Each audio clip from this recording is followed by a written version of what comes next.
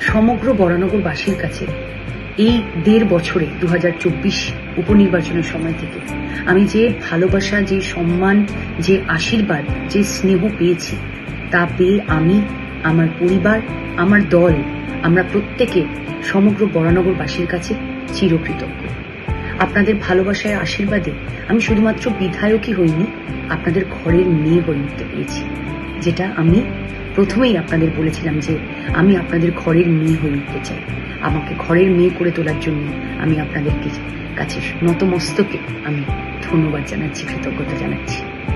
আমি 5 বছরও পাইনি বিধায়ক হিসেবে, যেহেতু আমি উপনির্বাচনে নির্বাচিত হয়ে এসেছিলাম। আমি মাত্র 1.5 বছর পেয়েছিলাম এবং সেই 1.5 বছরে আমি চেষ্টা করেছি প্রত্যেকটা মানুষের কাছে পৌঁছতে, প্রত্যেকটা ওয়ার্ডে পৌঁছাতে, প্রত্যেকটা এলাকায় পৌঁছাতে এবং সেইখান থেকে সেই সমস্যাগুলো তুলে এনে তার উপরে কাজ করতে, এবং আমি করেছিও। আমি চেষ্টা করেছি আপনাদের ঘরে ঘরে পৌঁছে গিয়ে আপনাদের কথা শুনতে, কিন্তু মাত্র 1.5 বছরে কাজ করে আমার মন ভরেনি। আমি তাই আপনাদের কাছে আবারও আবেদন জানাচ্ছি যে এইবার আগামী বিধানসভা নির্বাচনে আমার দল তৃণমূল কংগ্রেসের পক্ষ থেকে তারা আমাকে প্রার্থী হিসেবে আপনাদের কাছে পাঠিয়েছেন বরানগরের মানুষের জন্য আরও কাজ যাতে আমি করতে পারি।